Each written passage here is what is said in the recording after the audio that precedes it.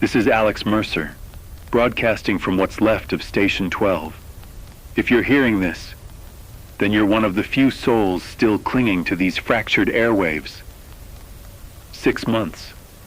6 months since the world ripped itself open and let the fire swallow everything we once believed was unbreakable. 6 months of silence, smoke, and the soft hum of dying generators becoming the closest thing we have left to civilization. For half a year, the planet has been limping through its own ruins. Entire countries exist now only as ash maps remembered by the survivors who still whisper their names. Cities that once pulsed with life have become skeletons of steel and glass, half collapsed and buried under blankets of gray dust. The air tastes of metal, the rain is never clear, and daylight, when it breaks through the veil of smoke at all, arrives pale and sickly, as if the sun itself is exhausted from watching us destroy ourselves. In all that time, in all that cold and darkness, there has been one strange comfort. No nuclear flash. Not since the early weeks of the war. Not since the superpowers fell. The machines turned on their handlers, and entire governments evaporated in the static silence of collapsed communications. The arsenals went quiet. The skies stopped burning at night. And for 6 long, fragile months, we allowed ourselves to believe that the final hellfire was over. Tonight, that illusion shattered. At exactly 21:17 local time, the horizon over Westridge City ignited in a blinding burst of impossible white. It wasn't like the fires we've come to fear, those dull orange glows that haunt the ruins for weeks. No, this was colder, sharper, catastrophic in its precision. A white sphere expanding outward in utter silence before collapsing into a towering column of rising ash and fire. A nuclear detonation, unmistakable as a heartbeat in the dead of night. But Westridge was not a city anymore. It had been dead since month 2. No power, no life, no military presence, no faction claiming it. Just a silent wasteland filled with toppled towers and radioactive pockets left over from the early strikes. So the question haunting every survivor tonight is the same one echoing in my own mind. Who fired a nuclear weapon at a dead city? And what exactly were they targeting? For nearly an hour after the blast, the skies trembled with the aftershock. The smoke rose high enough to blot out a quarter of the stars. What few stars we can still see through this poisoned sky. These aren't normal clouds anymore.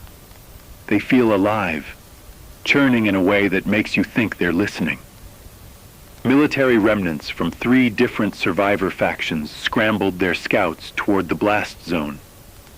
None of them have returned. Their radios cut off mid-transmission in identical patterns.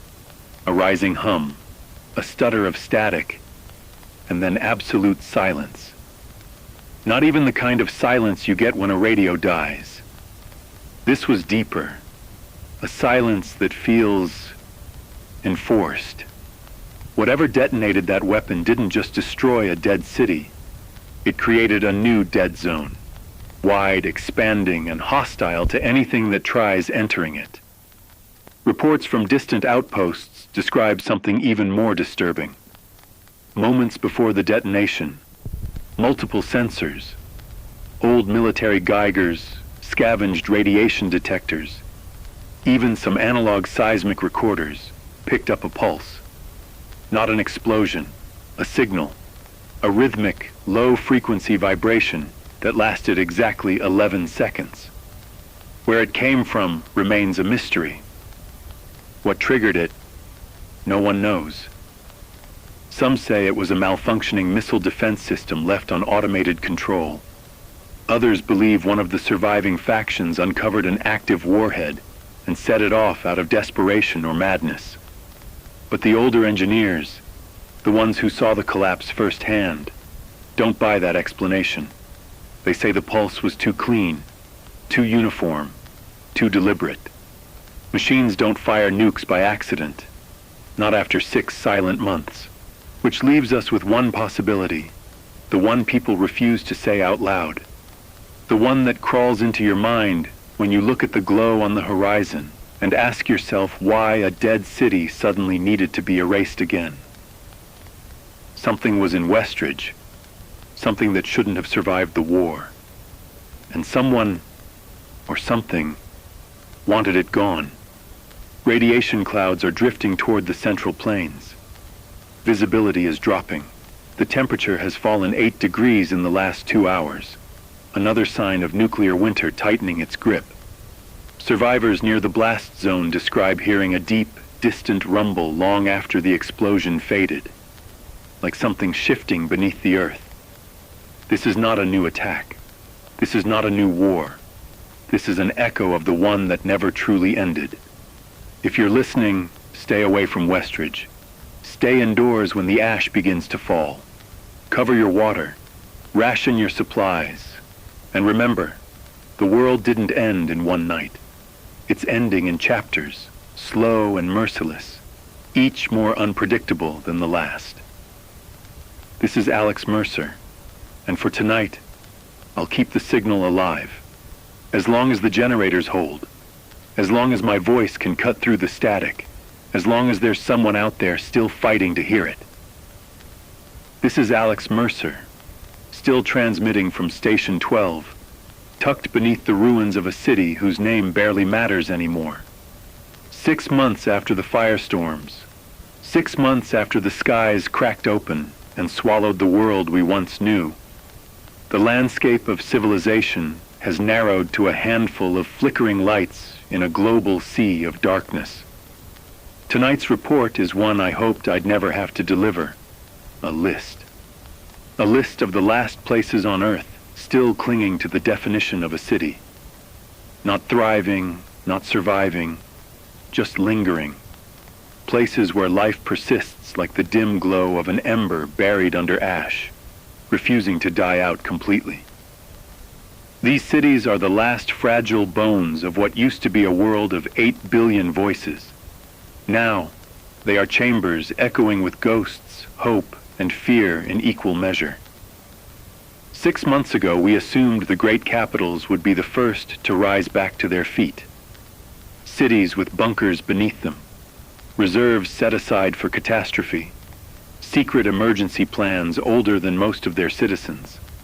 But those grand names, New York, London, Beijing, Moscow, went silent in the early chaos, buried under smoke clouds, drone strikes, or the implosion of their own failing infrastructure. When the world fell, it fell unevenly, like a tower collapsing floor by floor, each level crushing the one beneath it. And somehow, impossibly, the cities that remain are the smaller ones, places that the war machines overlooked, or spared, or simply forgot. But even these cities are barely alive. Imagine a heart beating slowly in a dying body. That's what each one feels like. The first of these remnants is South Point, a coastal city that somehow avoided direct bombardment in the early months. The ocean there has turned a murky metallic gray, and storms crash against the ruined docks with unnerving regularity. But the people remain. They've sealed off the lower districts, which were swallowed by the rising tides, and live in the hilltop neighborhoods powered by scavenged solar panels that only work when the smoke thins enough to let the sun through. South Point used to be a city of millions. Now it's a cluster of a few thousand, half-starved, constantly repairing seawalls that break faster than they can rebuild. Yet strangely, it's one of the safer places left. The surrounding territory is quiet. Too quiet, like something drove everything else away. The second is Ironvale, a mountain city built around old mining tunnels that now serve as shelters. Ironvale has power, not much, but enough. They repurposed geothermal vents beneath the city, turning ancient industry into a lifeline. At night, the city glows faintly orange, like a lantern flickering behind heavy fog. But life there comes with a cost. Water is scarce. Food is scarcer. The people have begun descending deeper into the abandoned tunnels, searching for underground reservoirs. But every new expedition returns with half the number it left with. They say there are sounds in the deeper tunnels, metal scraping against stone, voices echoing where no one should be. Ironvale survives not because it's strong, but because it has learned to ignore whatever lurks beneath it.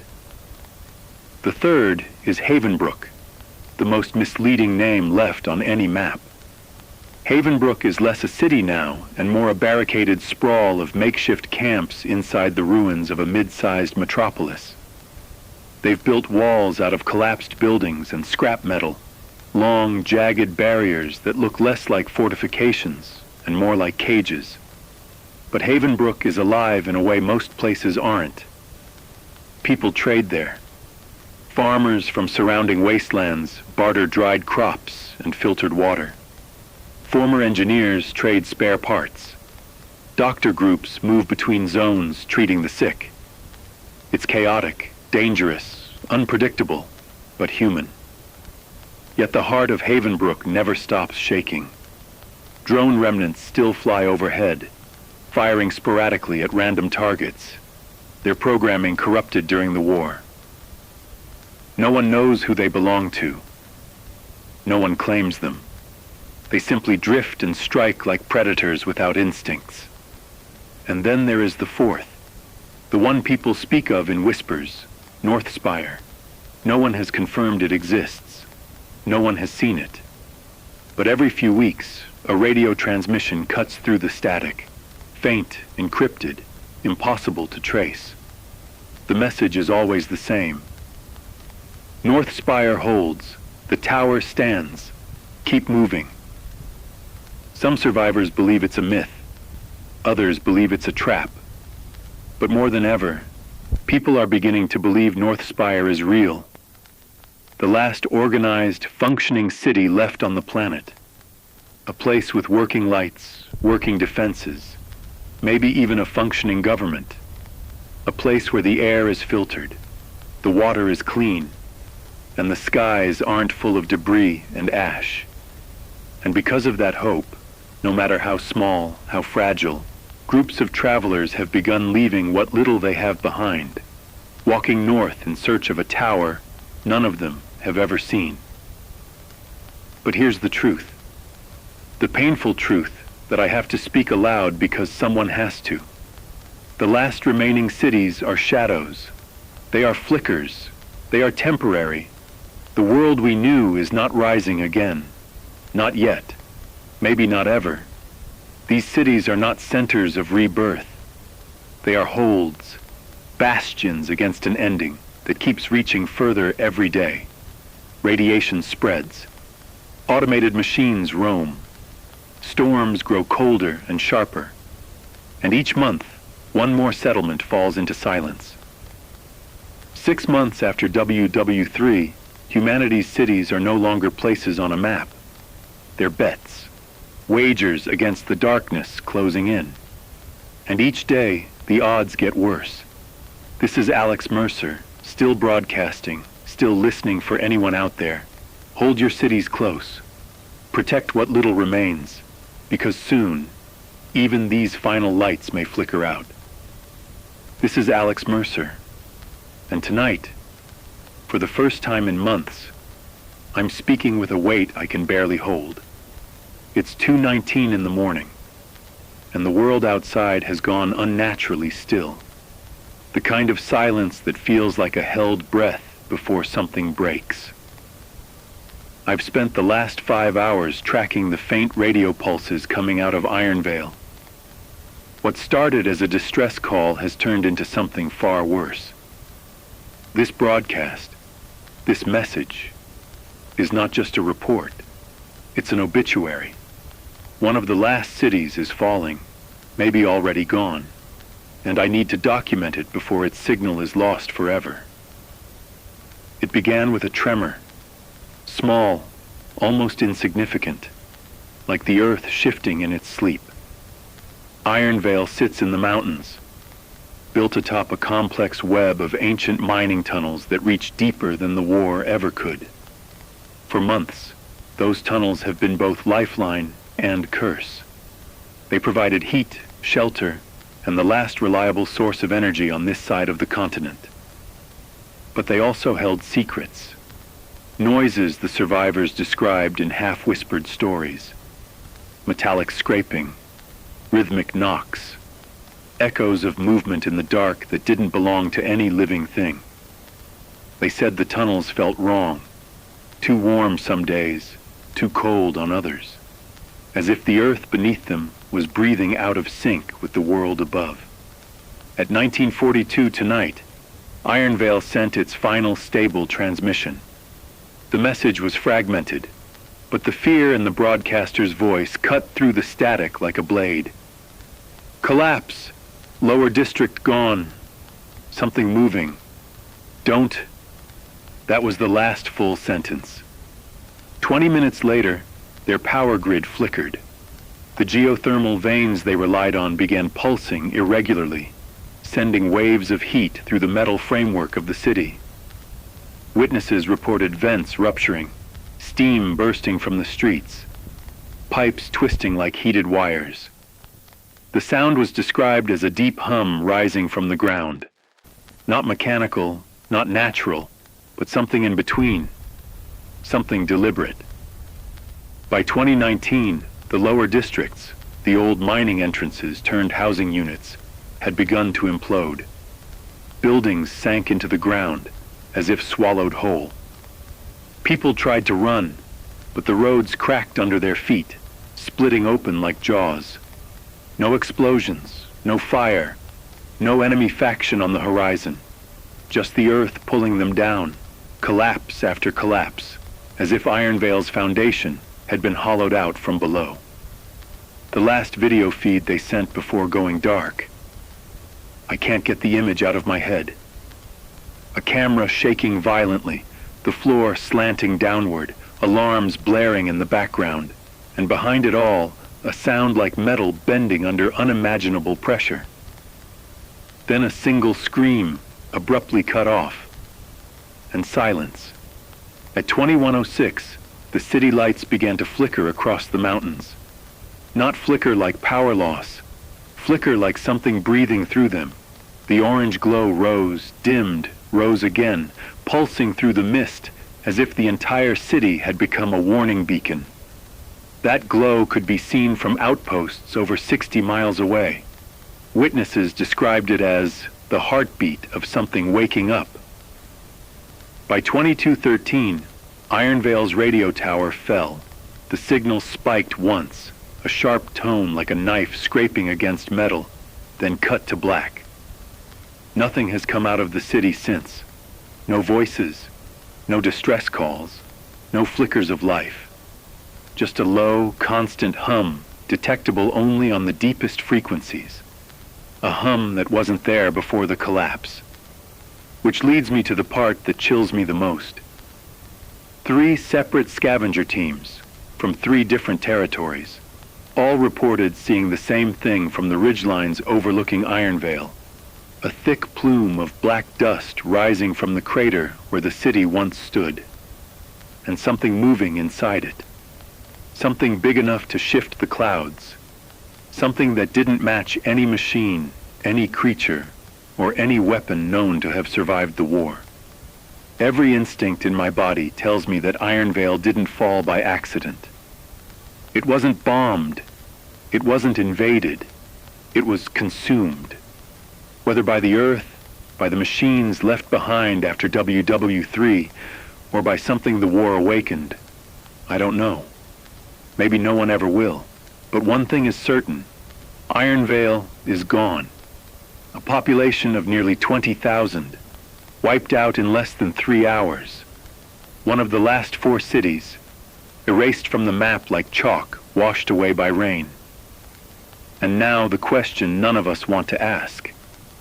If Ironvale fell without a single missile fired, if it collapsed from beneath rather than from above, how long before the other cities meet the same fate? How long before the ground under all of us starts to move? This is Alex Mercer, still broadcasting, still holding the frequency open.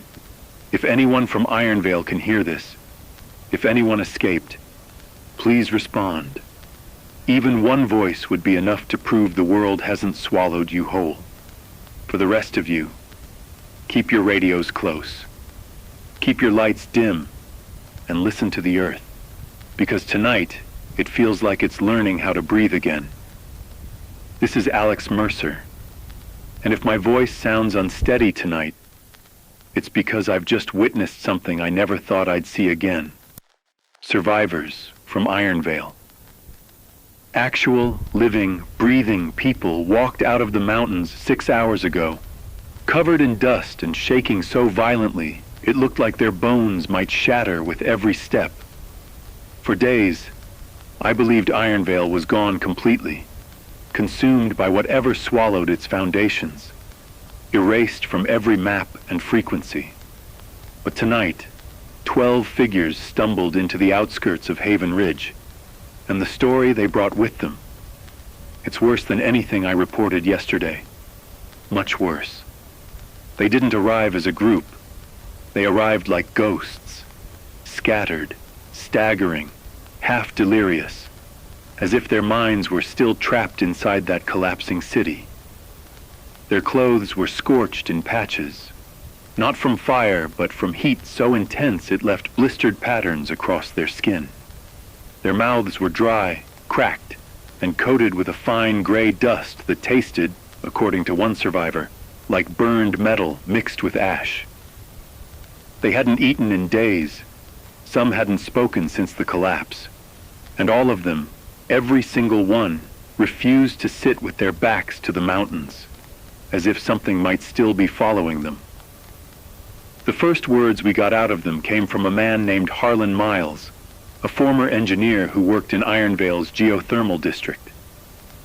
His voice broke constantly, his breaths shallow and erratic, his eyes never staying on one place for more than a heartbeat. He kept saying the same phrase over and over before we finally calmed him enough to explain. The ground wasn't breaking, it was opening. According to Harlan, the collapse didn't begin with structural failure or machinery malfunction. It began with sound, a deep, vibrating resonance rising through the tunnels, shaking every wall, rattling pipes, cracking support beams like brittle bone. The engineers thought it was geothermal pressure building, a vent blockage maybe. They rushed to shut down the turbines, but when they reached the lower shafts, they found something impossible. The walls of the old mines were bending inward, metal framework warping as if being pulled by invisible hands from the other side. Another survivor, a young girl no older than 20, whispered something that sent chills through the room. The tunnels were breathing, not metaphorically, literally breathing, expanding and contracting in slow rhythmic pulses, each one releasing blasts of heat so intense that the rock around them began to glow faintly red. The air turned thick, humid, vibrating with a frequency that made their teeth ache. By the time the upper levels realized something was wrong, the lowest districts had already been swallowed. Entire housing blocks crumbled straight downward, not collapsing, but sinking, pulled into widening shafts that weren't there minutes earlier. Survivors described hearing muffled screams from beneath the ground, voices fading quickly, as if dragged into depths no human had ever reached. But what terrified them even more was what followed those screams. The refugees described shadows moving inside the rising dust, shapes tall enough to scrape the upper floors, shifting through the haze with a slow, deliberate motion. They said the shapes didn't climb out of the ground. They rose with it, carried upward by the collapsing city like debris riding a wave. No one could describe their exact form. Some said they looked like pillars of twisting rock. Others swore they saw metal limbs reflecting faint red light. One man claimed they were neither stone nor metal, but something alive, and all of them agreed on one horrifying thing. Whatever those shapes were, they weren't new. They had been down there long before Ironvale was built. The journey out of the city was chaos. The ground split behind the refugees as they ran, sealing itself shut seconds after swallowing entire streets. Steam vents erupted in bursts, turning the air into scalding fog. Those who fell behind didn't scream. They simply vanished, the fog closing around them like a curtain. But the reason the survivors remain terrified, the reason they won't face the mountains or close their eyes for more than a moment, is because they insist the shapes followed them. Not physically, not at first. The refugees claim they could hear them beneath the ground as they fled. Distant, slow, dragging movements, keeping pace with them under the earth. The sound faded only when they reached the ridge.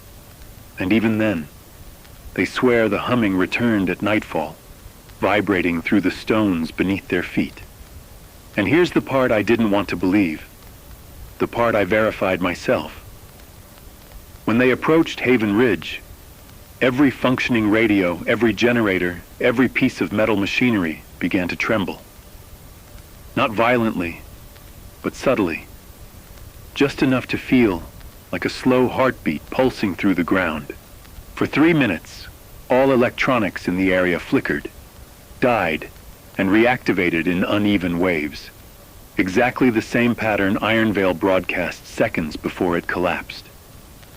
Something is traveling with these survivors. Something they didn't bring, but something that attached itself to the resonance of the city's fall. And if these 12 escaped, how many didn't? This is Alex Mercer, broadcasting from a station that suddenly feels far too close to the mountains. If you can hear this, stay away from the Ironvale range. Stay away from the tunnels, from the old mines, from anything that leads underground. Because whatever destroyed Ironvale didn't stay there. It followed the survivors, and it's still moving.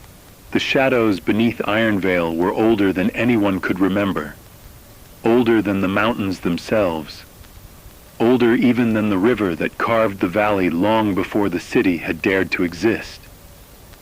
Archaeologists and historians once speculated that Ironvale had been built atop the ruins of a forgotten civilization, one whose very name had been swallowed by time, its stories etched only in crumbling stone and weathered glyphs. But those theories had always been academic, until the collapse revealed something that textbooks could not explain. Beneath the shattered streets and molten fissures, beneath the smoldering foundations and twisted steel, there were hollows that should have been empty. Yet they were alive, thrumming with a presence that defied logic. Those who survived swore that the shapes, they refused to call them anything else, were neither wholly solid nor entirely spectral.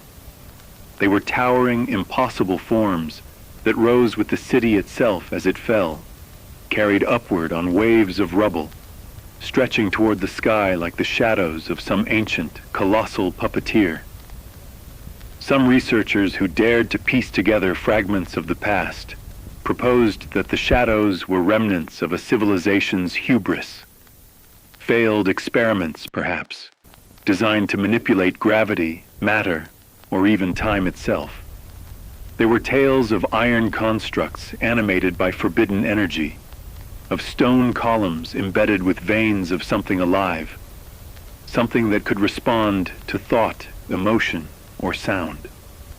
And then there were the whispers from the few surviving refugees, accounts that chilled even the most skeptical scientist. The shapes were aware. Not in the way an animal senses its surroundings, nor in the mechanical mimicry of a machine, but in a deliberate, patient consciousness that had existed for centuries, observing every layer of the city as it rose, studying humanity's intrusive sprawl over its domain. The shadows had not attacked the city in the conventional sense.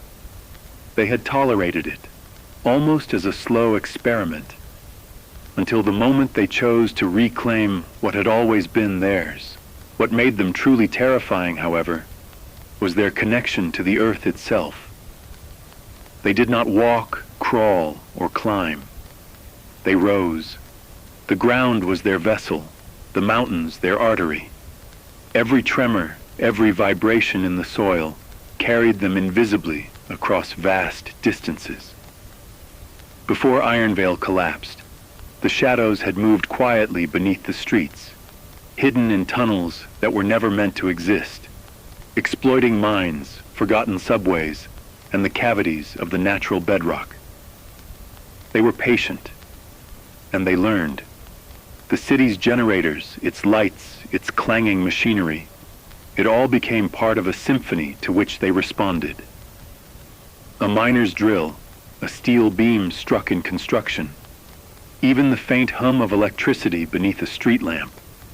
They felt it, adjusted to it, and some theorists suggest used it to perfect the timing of their eventual rise. It was not chaos that toppled Ironvale. It was a deliberate crescendo, a slow unweaving of the city from its foundations, until it was little more than rubble, and the shadows, long hidden, were revealed. And yet, perhaps the most unnerving truth is this: the shadows were not bound to Ironvale. They had existed before the city. They had observed the first foundations laid with a cold, distant patience, and now they were traveling. Not merely in pursuit of the survivors, but carried along the resonance of destruction itself. Every tremor, every electronic flicker in Haven Ridge, every metallic heartbeat beneath the ground. It was evidence that they were patient, sentient, and inexorably connected to the world of men. Whatever they were not creatures of flesh, nor machines of wire. They were a force older than the mountains, older than memory, and now they were awake. The survivors of Ironvale didn't just flee a city, they fled a reality that had been rewritten beneath their feet. They arrived at Haven Ridge broken in ways that could not be measured by physical wounds.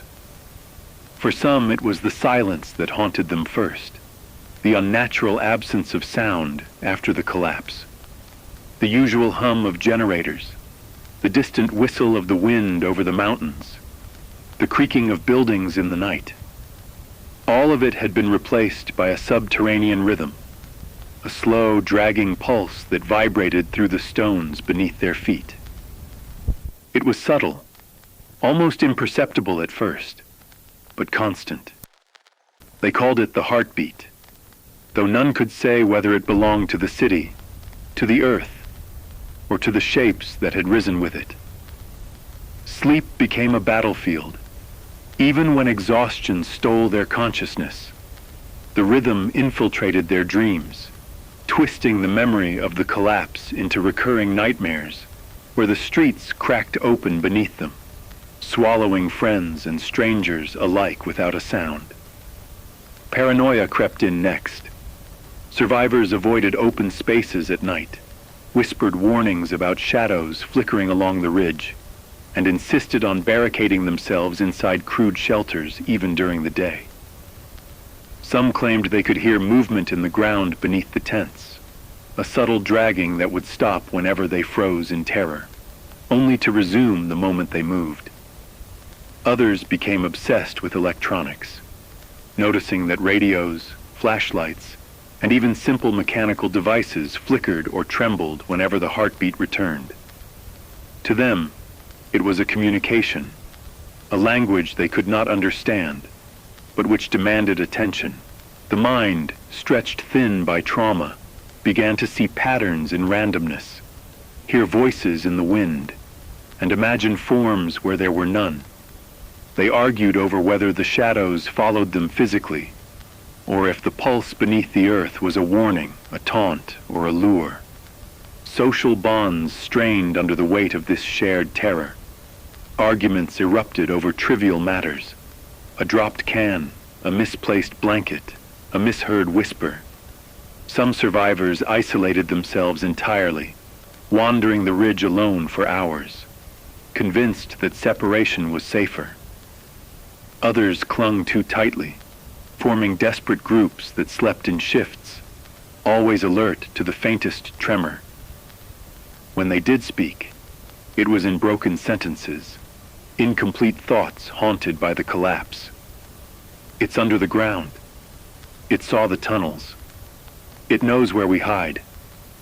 The elders, the ones who remembered stories of old mines and local legends, tried to remind the young that there were always explanations.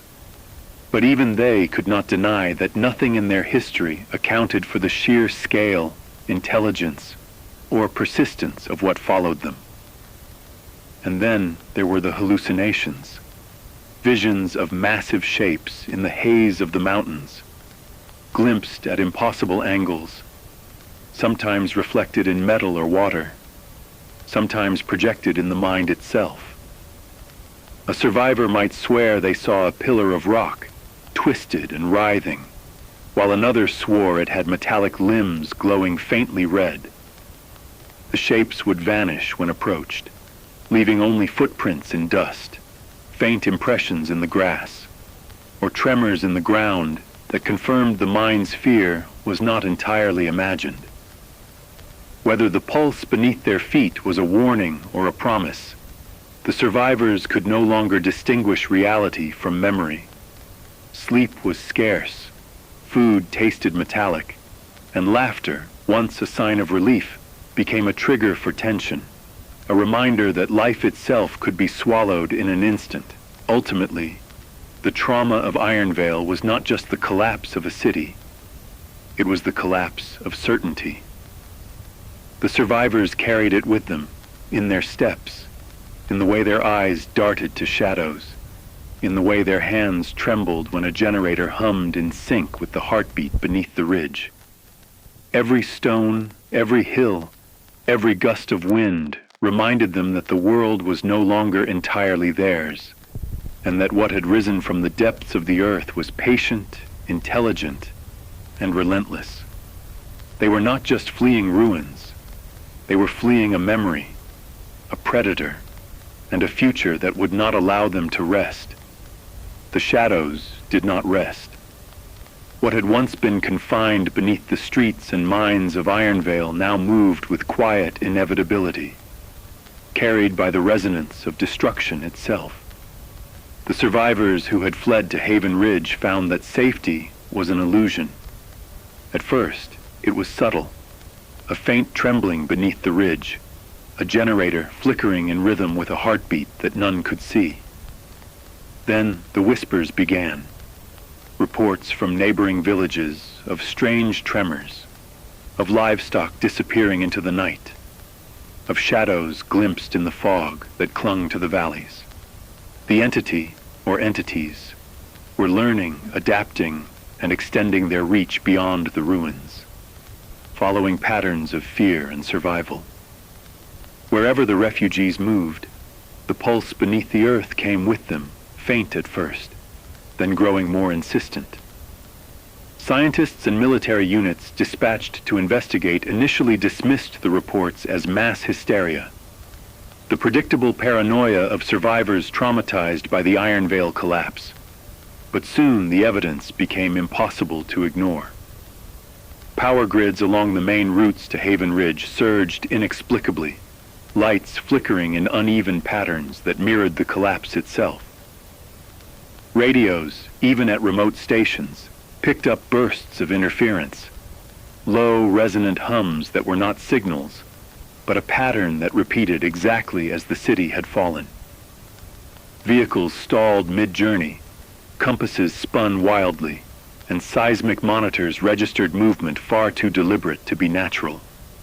It was as if the shadows carried a part of the city with them, a spectral echo of destruction that infected the world around them. In towns not yet aware of Ironvale's fate, people began vanishing. At first, it was stray hikers or miners in isolated shafts, swallowed by sudden fissures or scalding steam vents. Then entire caravans traveling along trade routes disappeared, leaving wagons overturned, animals scattered, and faint impressions in the soil as if something enormous had passed. Survivors of these incidents spoke of enormous shifting shapes glimpsed through fog and dust, always moving in slow, deliberate steps, rising impossibly from valleys, crests, and riverbeds, and always the pulse beneath the ground echoed, first faint, then insistent, until those who heard it could not ignore it. The shadows were no longer confined to Ironvale. They had become a network of movement and presence, following humans like a predator tracing scent. Some theorized that they were bound to the survivors' fear itself, hunting not just for territory, but for the resonance of panic, trauma, and memory. Others suggested a darker, more intentional purpose, that the shadows sought to reclaim the land that humans had built upon, carrying the destruction of Ironvale as a seed of their reclamation. Attempts to confront them failed spectacularly. Military convoys encountered impassable fissures that opened beneath their wheels. Drones and sensors went haywire, and the tremors seemed to anticipate human movement, avoiding direct conflict but asserting dominance wherever humans dared to intrude. Meanwhile, the refugees became reluctant guides for the spreading horror. Every step they took, every new settlement they approached, carried with it the pulse of Ironvale's destruction. They were both survivors and unwitting heralds of catastrophe. The shadows did not yet strike openly. They moved like tides beneath the earth, shaping terrain, disabling technology, and fostering terror. The message was clear. Humanity had not encountered a single city's ruin. It had unleashed a force whose reach extended across valleys, rivers, and mountains, patient, deliberate, and unstoppable. By the time the first organized towns understood the pattern, it was too late. Panic spread faster than the shadows themselves, fueled by reports of impossible shapes, missing people, and tremors that carried the pulse of Ironvale. The survivors knew the truth. This was not merely a local disaster. Whatever had risen from the depths of Ironvale was now a traveling force, and it would not rest until it had rewritten every landscape it touched, leaving humanity to chase safety that no longer existed. By the time the government and scientific agencies fully grasped the scale of the Ironvale disaster, panic had already spread beyond Haven Ridge. Field teams were dispatched with every available tool: seismic monitors, drones, infrared sensors, and experimental ground-penetrating technologies. Initially, the aim was simple: map the areas affected, understand the movement patterns, and determine if the phenomenon could be contained. What they discovered instead was that the shadows were not just elusive. They were intelligent, adaptive, and eerily attuned to every attempt at observation. Seismic readings fluctuated unpredictably, drones vanished mid-flight, and sensors detected structures rising where none had been placed. Every method humans employed to study the phenomenon only seemed to provoke a subtle reaction, as if the entity itself was learning the tools of its hunters. The first containment experiment took place near a small mining town that lay directly in the path of the shadow's movement. Engineers constructed an array of electromagnetically charged barriers, hoping to exploit the entity's apparent connection to metal and electronics. The plan was to force the shapes into a contained area, then survey or neutralize them. Within minutes of activation, the ground began to hum, not violently, but with the slow, pulsing rhythm that had haunted survivors since Ironvale. Generators flickered, sensors died and restarted in uneven cycles, and machinery subtly misaligned itself.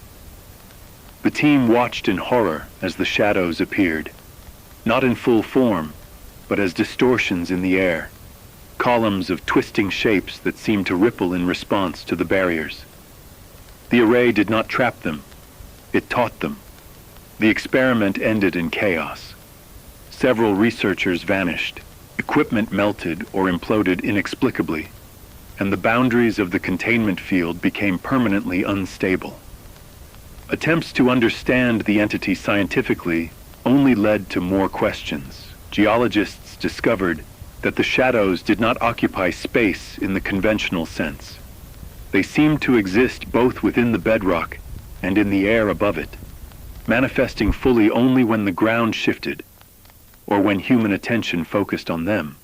Psychologists studying survivors found that the entity could influence perception, inducing hallucinations, amplifying fear, and creating echoes of its presence in locations where it had never been physically observed.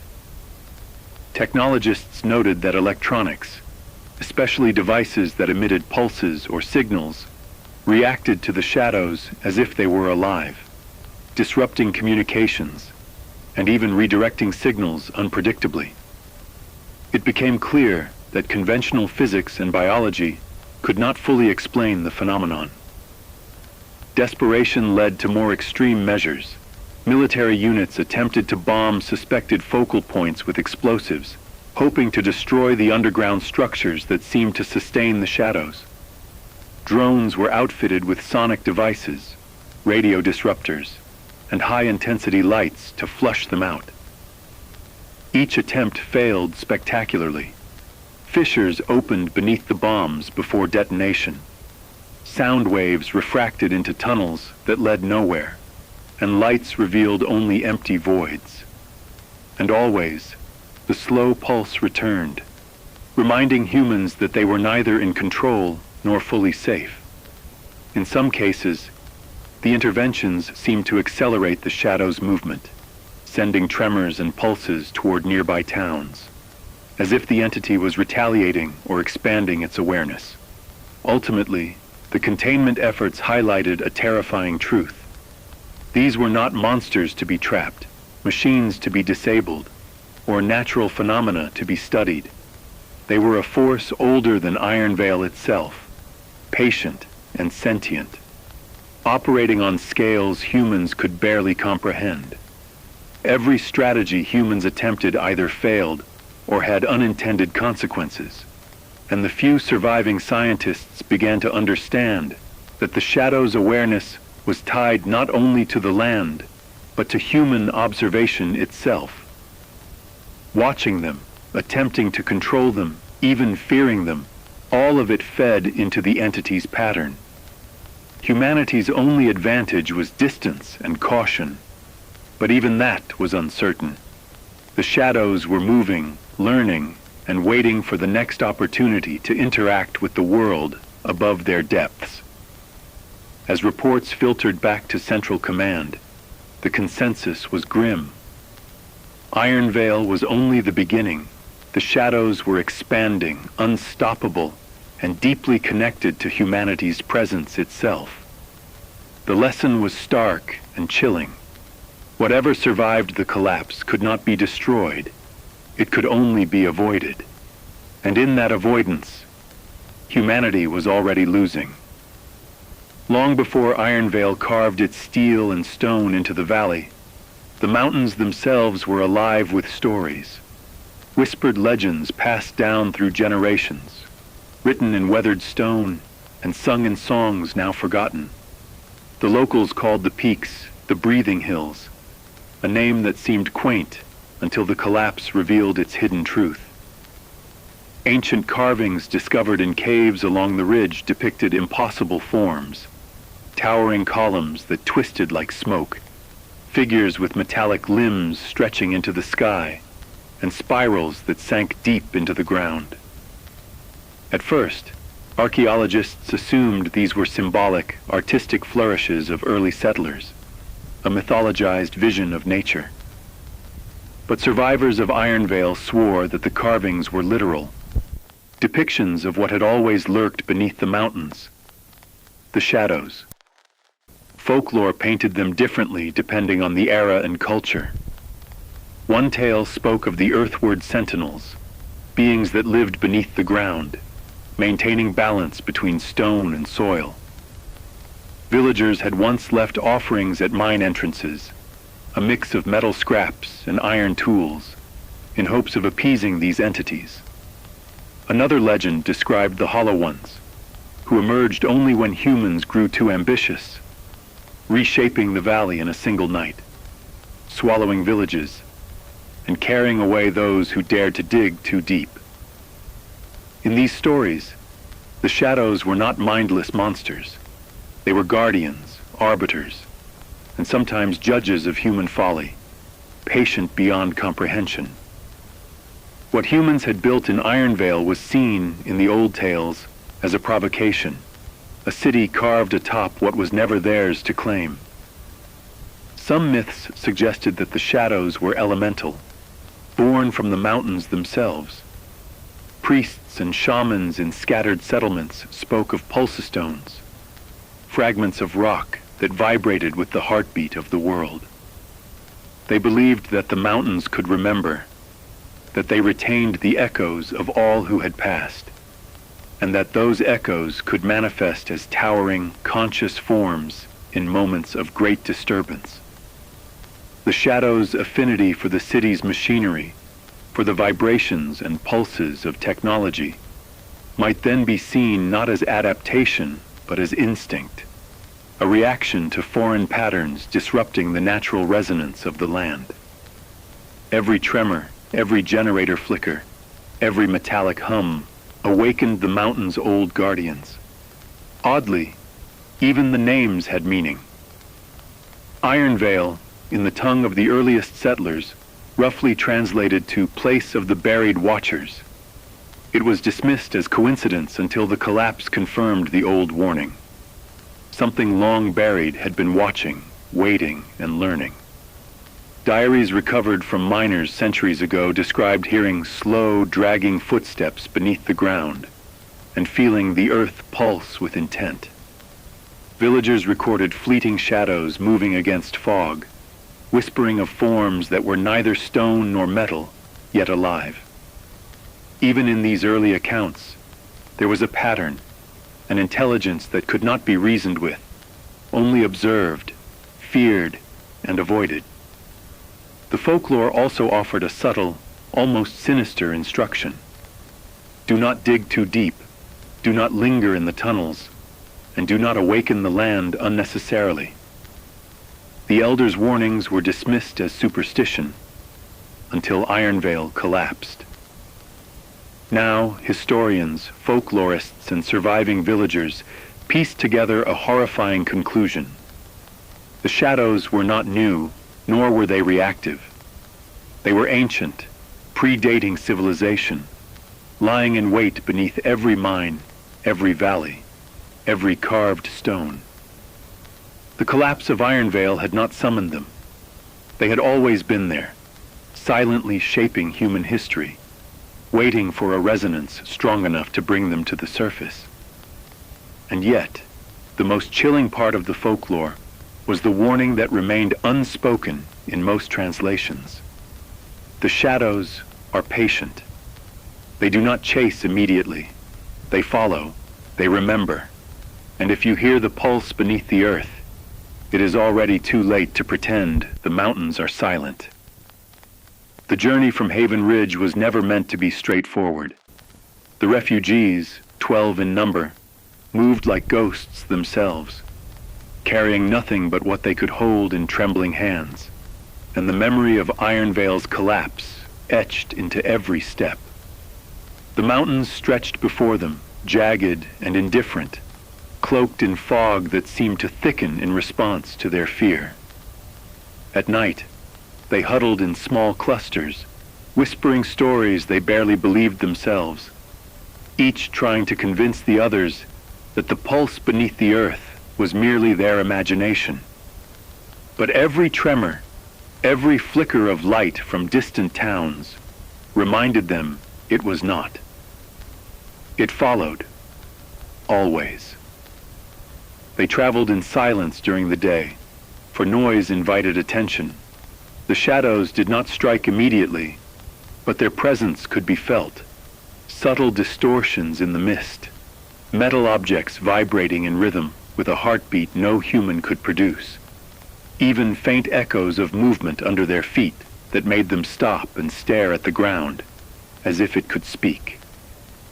One man, a miner before the collapse, swore he felt the earth shift beneath his weight, forming the shape of a column that lifted slightly before vanishing as he turned to warn the others. Another claimed to see the reflection of towering limbs in puddles, though the fog was too dense for anything to be real. Arguments flared, accusations of lying and hallucination. Yet deep down, every one of them knew the truth. They were being stalked by something patient, deliberate, and ancient. The terrain itself seemed to conspire against them. Trails they had memorized shifted overnight. Paths that led to rivers were now impassable, blocked by sudden fissures or collapsing rock.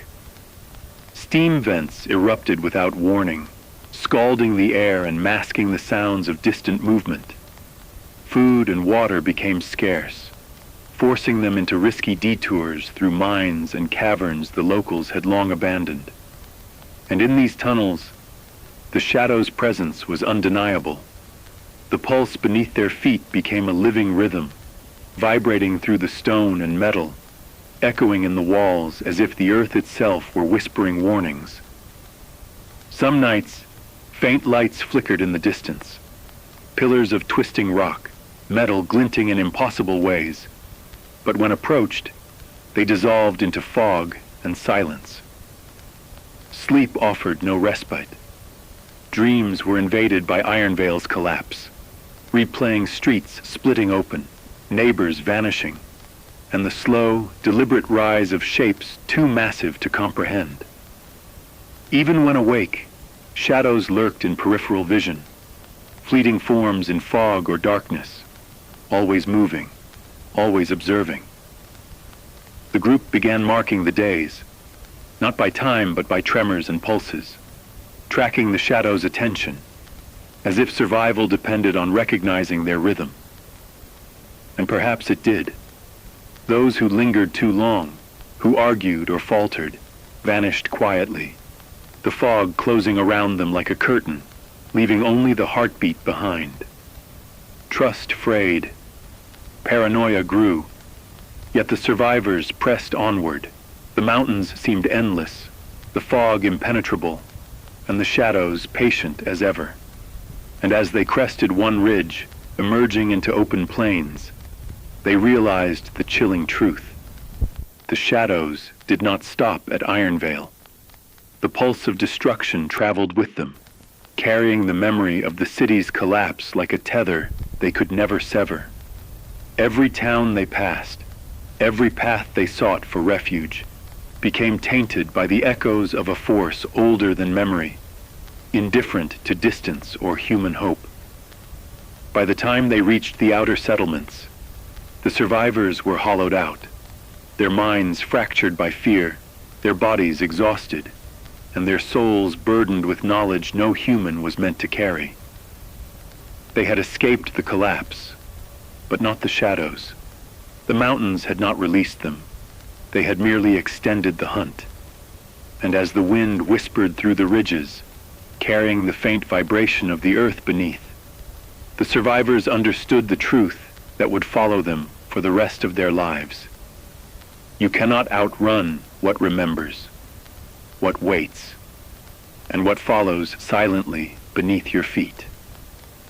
The survivors quickly learned that the shadows were not limited to the physical realm. Electricity, metal, and any device capable of emitting a signal became unpredictable, almost alive in their presence.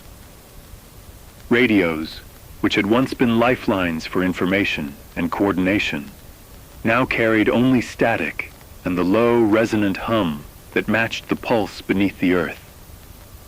Generators would flicker and surge without cause, lights flashing in uneven sequences that seemed deliberate, as though the shadows were speaking in a language humans could only feel, not hear. Even compasses spun wildly, always seeking some unseen center, hinting that the entity had a reach into forces beyond the known.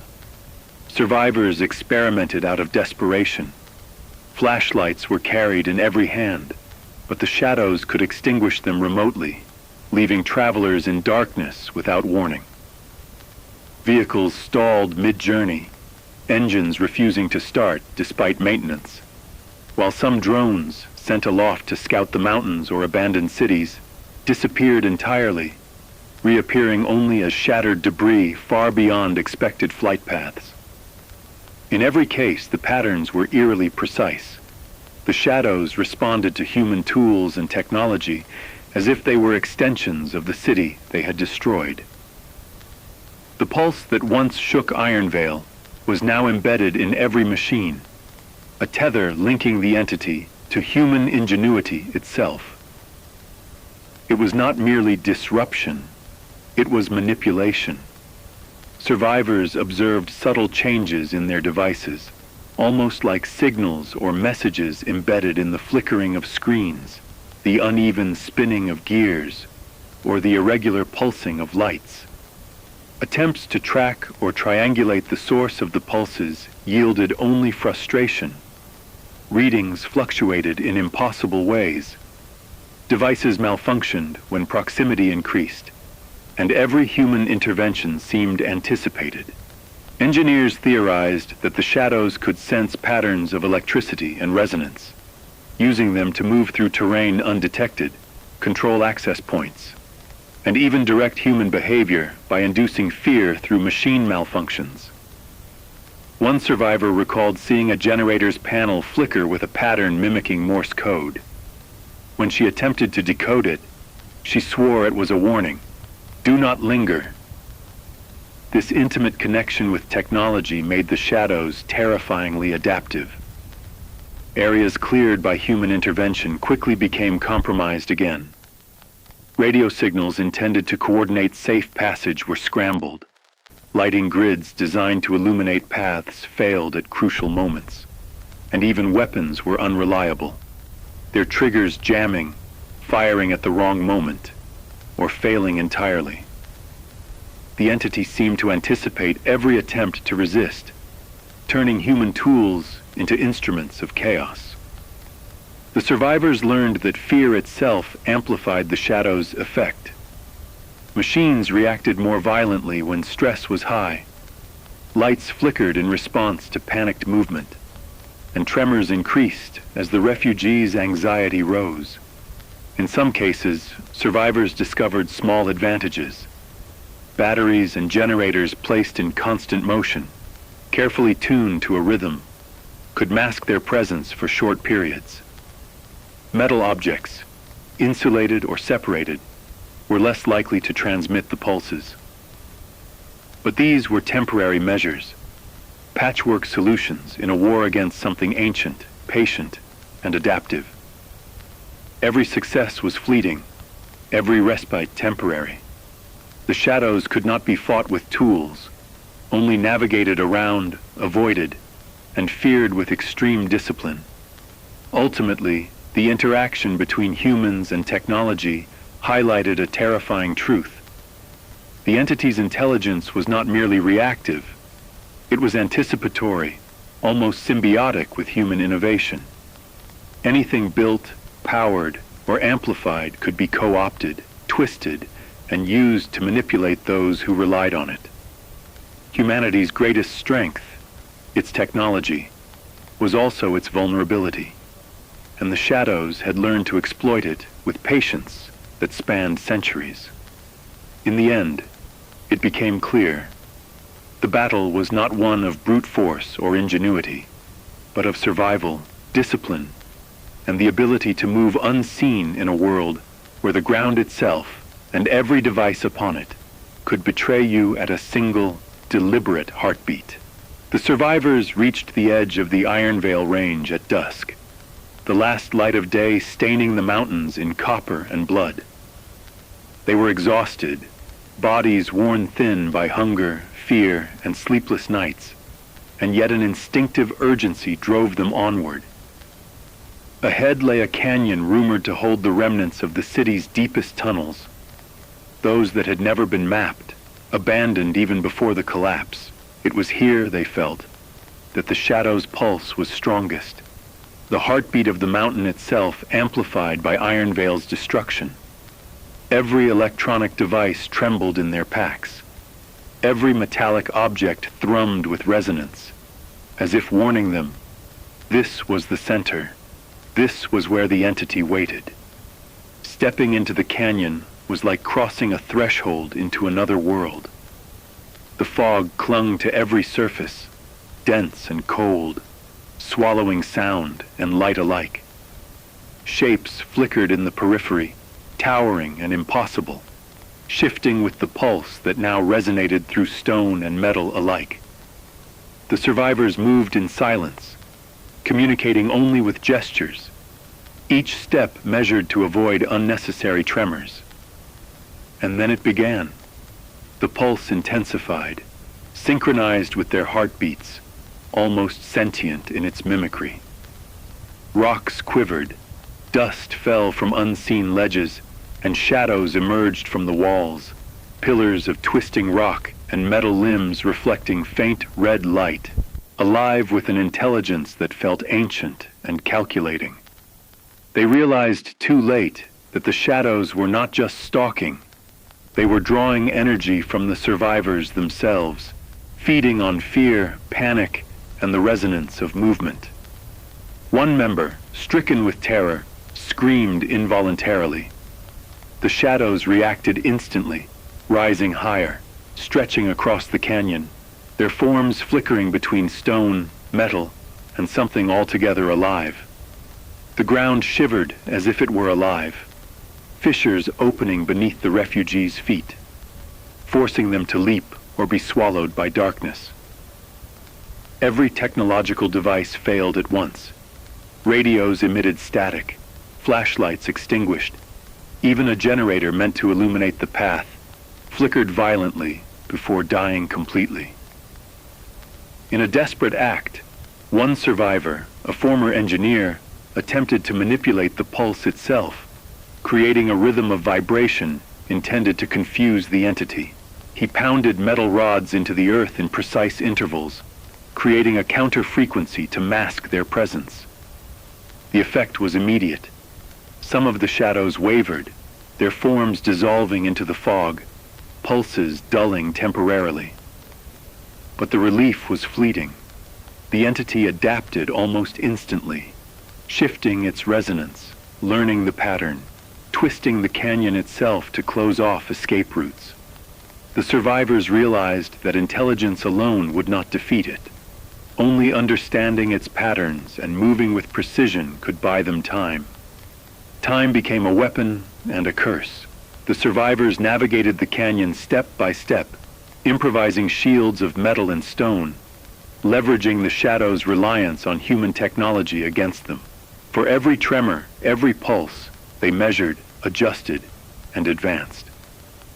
By dawn, they reached a ridge overlooking the canyon's end.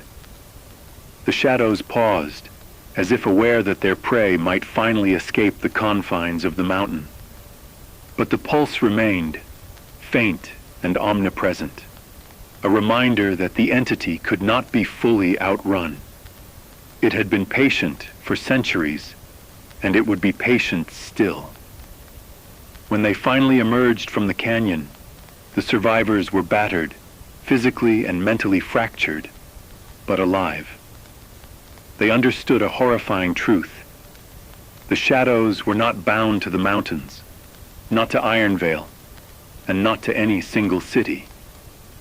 They followed resonance, fear, and memory, traveling wherever humans carried them, learning and adapting. The survivors had survived not by strength, but by caution, unity, and the luck of timing. And yet, the pulse persisted, a low thrum beneath the earth, echoing Ironvale's collapse and warning. The shadows were still moving, still learning, and humanity had only seen the beginning of their patience. Even in freedom, the survivors knew it was not an end. It was a reprieve. Somewhere beneath the valleys, through abandoned tunnels and forgotten mines, the shadows waited, and one day they would rise again. Years passed since the collapse of Ironvale, but the world had not forgotten or forgiven the mountains. Settlements near the range were abandoned, slowly reclaimed by wilderness, while distant towns lived in perpetual vigilance. Survivors became wanderers and chroniclers, passing warnings from one community to the next. The shadows do not sleep, do not tire, and do not forgive.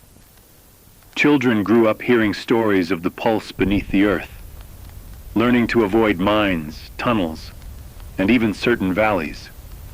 Maps were redrawn with cautionary zones. Technology was treated with suspicion. And rituals once thought superstition became survival practices. Humanity had adapted, not by conquering the shadows, but by respecting them, acknowledging a presence older than civilization itself. The pulse remained a constant. In some towns, metal structures hummed without explanation. Electronics flickered at night, mirroring Ironvale's collapse. Farmers avoided certain fields where the ground seemed to shift subtly, and travelers hesitated at ridges where fog hung too thickly. Scholars theorized, scientists experimented, and governments deployed monitoring stations. Yet the shadows remained elusive, unpredictable, and patient. Humanity had survived the initial encounter, but it had not won. The mountains had become a living memory of Ironvale, a reminder that some forces cannot be reasoned with or destroyed. They can only be endured. And for the survivors themselves, the psychological toll was permanent. They moved through the world with a heightened awareness, listening for the faint pulse beneath their feet, recognizing the resonance of machinery, and measuring every tremor. They had learned the hard truth. Avoidance was the only strategy, fear a necessary companion, and memory a tool for survival. Even in the calmest moments, the shadow's presence was a shadow of thought, a subtle reminder that what had followed them from Ironvale would continue to follow, endlessly patient, endlessly watching. In the end, humanity had rebuilt around the threat, adapted to coexist with the unknown, and established a fragile vigilance. The mountains, the valleys, and the tunnels remained, and beneath them, the shadows waited. Their patience was eternal, their intelligence beyond comprehension, and their pursuit ongoing.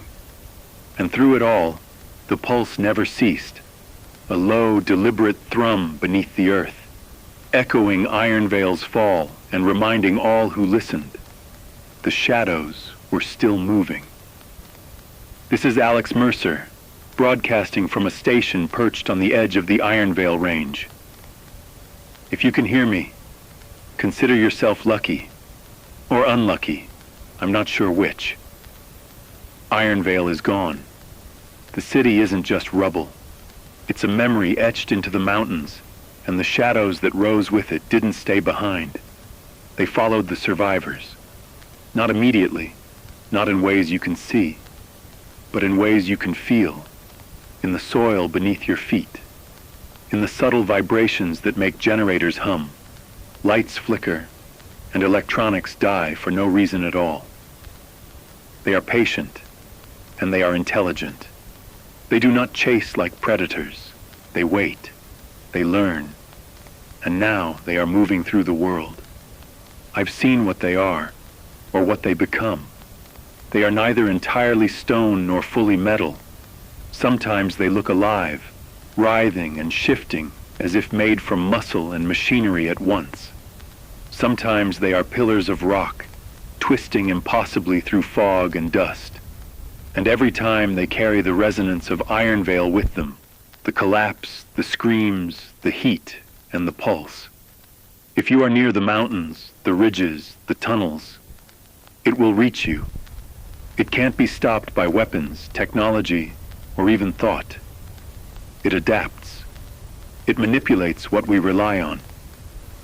I've been following the survivors, 12 of them, through ridges, valleys, and abandoned settlements.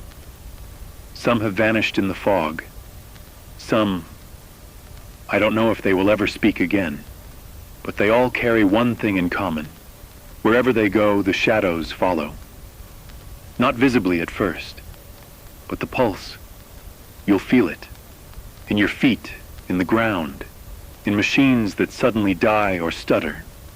That is how it knows you are there. That is how it learns. I can hear it beneath this station now. Not loud, just enough to make my instruments shiver, my lights flicker. The pulse has returned, like a heartbeat synchronized with mine, or maybe mine synchronized with it. I don't know if moving will help. I don't know if hiding will help. All I know is, do not come here. Do not go near the mountains. Do not enter the tunnels. Do not follow the roads that lead toward Ironvale.